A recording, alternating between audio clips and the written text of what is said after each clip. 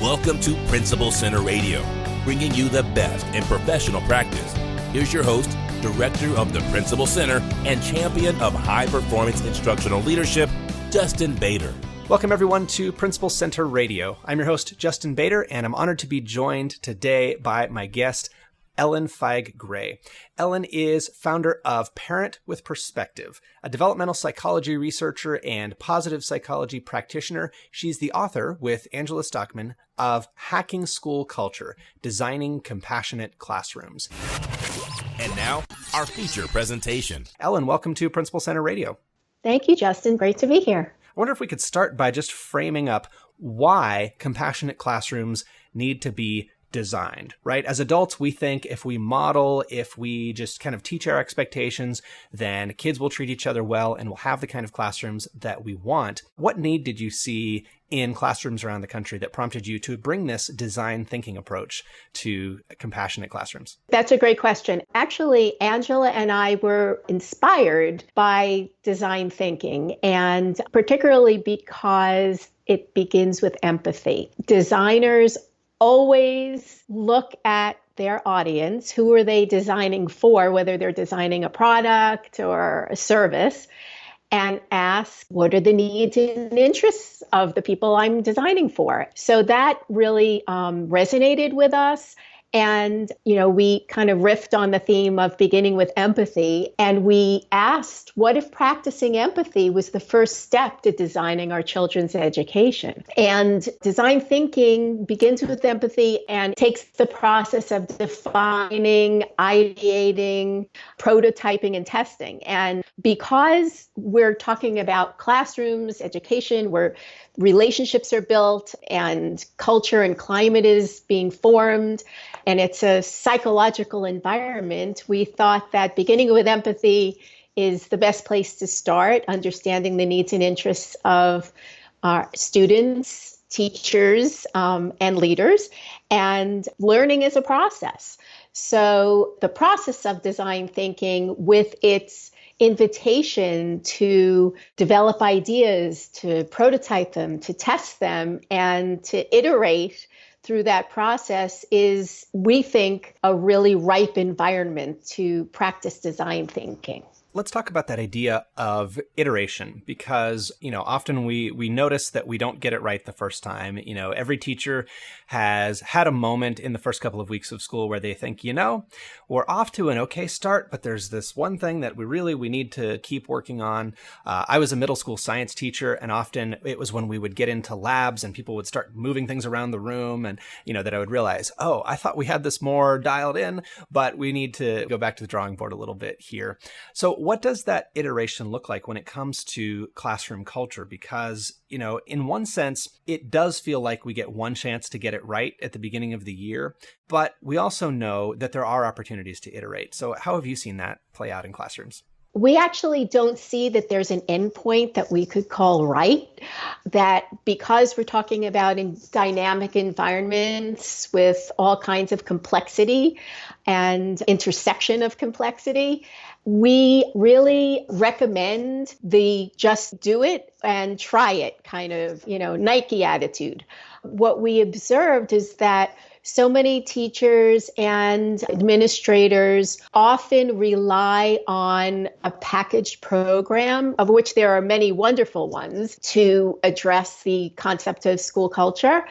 And we think that the classroom is really where it happens more than in the boardroom and in the auditorium, and that real transformation and sustained positive change does follow that iterative process in the classroom. And so in our book, we present a whole variety of protocols and tools and practices that teachers are invited to try and see what works. And the whole concept of positive psychology and positive education, which is my wheelhouse, really is based on seeing what works and building on what works. So that's, why we see the whole iterative process as a valuable one in the classroom. And what are some of the differences that show up when teachers take this approach to developing empathy in their classrooms and to designing compassionate classrooms?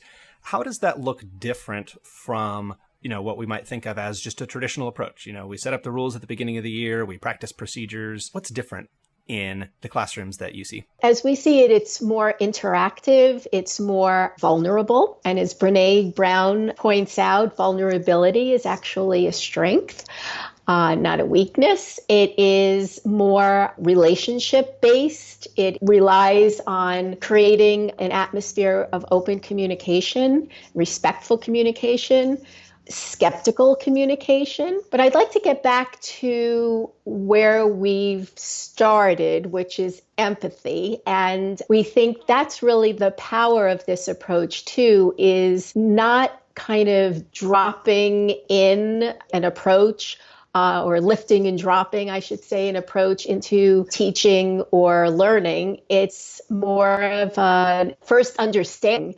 students' needs and interests and seeing potential and building from that. So I guess that's the main difference we see. And in order to practice empathy, teachers really need to start with cultivating their own empathy and their own self-compassion. And I think that's really the core of everything. And when there's that mindful self-compassion and that permission to be human that comes with it, and invitation to be kind to oneself, that creates an atmosphere and sets the tone in a classroom for kids to model that, to be invited to be human themselves. So taking that human-centered approach is really the underpinning of the difference in this approach. I love that. So self-empathy and, getting permission to be compassionate to yourself. What does it look like when that self-compassion or self-empathy is in place? And what does it look like when it's missing? We actually interviewed a number of teachers who reflected on their own practices and described to us the evolution of their own self-compassion practices, and compared and shared with us what was happening when they felt that they weren't being kind to themselves and weren't treating themselves with kindness, and understanding that kind of, everybody is suffering in the same way in the classroom, or struggling, not necessarily suffering. Although sometimes that's a reality in the classroom, and burnout. So some of the teachers described to us how when they became more mindful, when they engaged in practices such as, for example, practicing yoga, meditation, self-care practices, eating well, getting enough sleep, keeping a gratitude journal, all kinds of different ways that they cultivated their own self-compassion. And they felt better when they were in the classroom. That was a noticeable effect with their students. And then they started bringing some of those practices into the classroom and modeling them and actually explicitly teaching them to their students. They found that the atmosphere was way more positive, open, comfortable, and much more conducive to really healthy learning. And I think that connection there is really critical. That compassion, you say in the book, compassion is a prerequisite to learning, that it has to be in place for students to learn. Let's talk about some of those big ideas, the 10 principles of compassionate classrooms that you identify in the book, because I think these are so powerful. And number one that we just mentioned is compassion is requisite to learning. What are some of the other top principles of compassionate classrooms that you want to share with us? The one that I really like and is particularly relevant to your audience of school leaders is that compassion thrives in environments that give people permission to be human. I mean, we often feel so responsible for success and meeting standards and goals, and feel like it's all got to be right, and it's all got to be right quickly, and we have to fix things. And sometimes we just have to give ourselves permission to be human, meaning that we're fallible, we're vulnerable, we have to try things in order to make them better. And it's okay to feel a full range of emotions. We're not happy or joyful all the time. We don't feel satisfied all the time. We sometimes get frustrated. We sometimes feel anxious, and that's all okay. And that's part of being self-compassionate and setting the tone for students and for teachers to be compassionate. Another big one is that the seeds of compassion are planted in the classroom and really need to be tended by the entire system. So even though we're giving a lot of power to individual teachers and individual learners for transforming school culture, that transformation, which is a slow process like growing a plant, really needs a lot of care and tenderness and tending to by the entire system, all the players in the school, in the district, in order to truly be cultivated. Another one that really jumped out at me is this idea that compassion inspires us to see people in all of their complexity rather than sorting them into categories that diminish them. And I was thinking about, the importance of self-compassion and self-empathy. And it occurred to me that often when we see our students who are not doing as well as we want them to do, that's what's missing, that they need to stop putting themselves in that category of I can't do it, or I'm a bad kid, or I don't have much of a future in this whole education thing. So seeing people as fully human, getting permission to be human for ourselves and not narrowing ourselves into those categories. Man, I think that could be so transformative for students who have maybe given up or just gotten discouraged about their own learning. Yeah, as a parent of now a successful adult who struggled with fitting in and feeling really valued in the classroom, I can say from that perspective as a parent that I really appreciated when certain teachers saw the various dimensions of my son and that he had a lot to offer, and his million questions that he wanted to ask, though, couldn't because of the realities of 30 kids in a classroom, were still valuable. And some teachers recognized that and made him feel like they believed in him and his potential. And that really went a long way. I mean, one of the exercises we actually did on Twitter, Angela and I, was having teachers imagine and look back at their most compassionate teachers in their lives. And what we found was that many of those responses included compassionate educators who really saw them as full human beings, saw who they really, really were, not just a label, not, or a grade or a track in school, or, they were gifted, they were learning disabled, they were challenged. They saw a real complex array of characteristics and saw through to the positive characteristics and the strengths, the character strengths, the academic strengths that they felt could be cultivated in that student. So that's really what we mean by seeing students in all of their complexities. Ellen, this is a topic that I think elementary teachers naturally gravitate toward, but I'm interested in your perspective as an author and from getting into classrooms and working with teachers. How does this show up at the secondary level? Because I feel like this is a topic that we just don't talk about enough at the middle school level, but especially at the high school level. Yes. One of the people we interviewed for the book was actually a high school student who was the victim of bullying and described to us situations in her school where not only was she bullied or treated unkindly in front of those teachers, but some actual teachers engaged in, using unkind language or bullying practice, which was very damaging to her. And what she was actually inspired, which turns out she left that school, but she was inspired to create an app for her classmates, which is now, available worldwide, which was an invitation on an app to sit with other students at lunchtime, where a lot of that unkindness often happens outside the classroom and, in the hallway and in the lunchroom, but also inside the classroom. So the compassion in terms of teacher practice can really show up by teachers recognizing that there might be stuff going on that they don't see, but that they might feel. I've talked to teachers who create safe spaces in their classrooms where students know that they can come and talk to them about whatever they want to talk to them about and receive, love and acceptance and support in their classroom, either during class or after class or during lunchtime. And another way it could show up at the secondary level is with regard to giving students second chances in making up work, in doing their assignments and homework, is really getting to know students' real potential and being perhaps a little less harsh with requirements.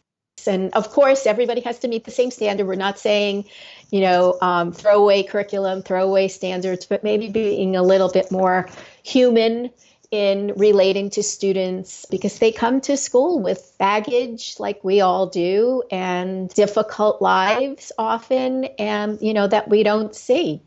And maybe we want to be a little bit more open to understanding the full range of experiences that they come with. As a parent coach, I just actually had an experience working with a 17-year-old, very, very successful academically high school student who decided one day he wasn't going to school anymore. And he's in the process of applying to colleges, very competitive colleges. And when I started talking to him about his school experience, he told me that he was taking 7 AP classes. And my eyes bugged out in my head, and I tried to remain a little neutral. And I said to him, 7? Really? Tell me about that. And he proceeded to list math and science classes, calculus, AP government, AP economics, biology, chemistry, AP physics, and I broke out in a cold sweat just listening to him.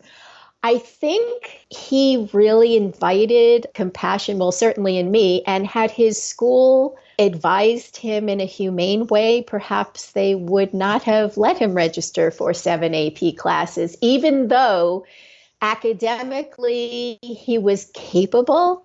Living that life created such an anxious environment for him that he just basically had a breakdown. And I'm hearing more and more students report that, and families report that.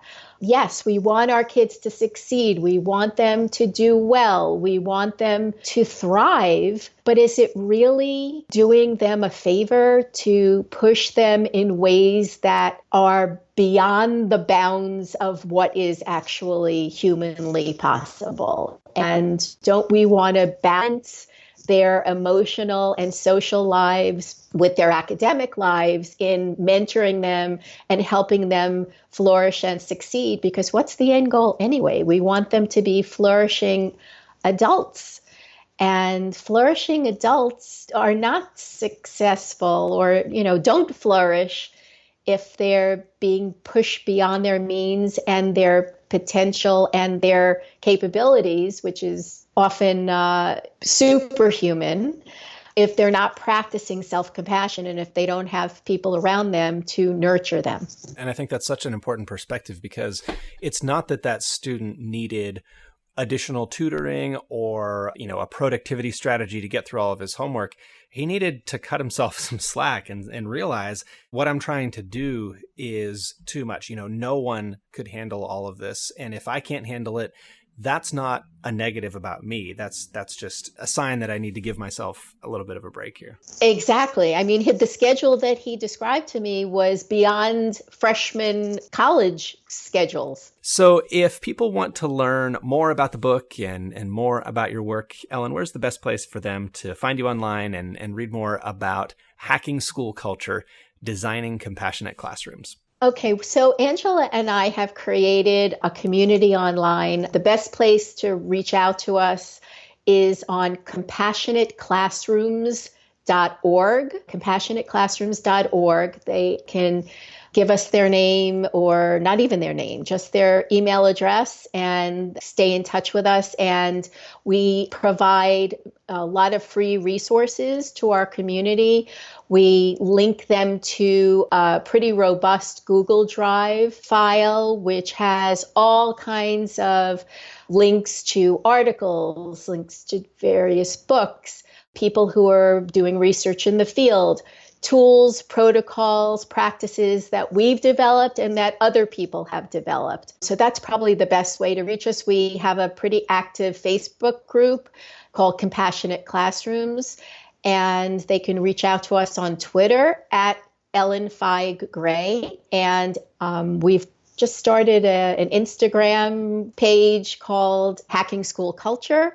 And if they buy the book, which is available on Amazon and Barnes & Noble and at various other bookstores, at the end of every hack or chapter, there's a QR code which links them also to our Google Drive folder, readers of the book, with all kinds of tools and resources that we've selected, which is a dynamic file, which we add to periodically. And we would love to hear from teachers and school leaders when they find resources or tools and protocols that are working for them. We'd love to add that to our dynamic file, because really the magic of this is sharing what works.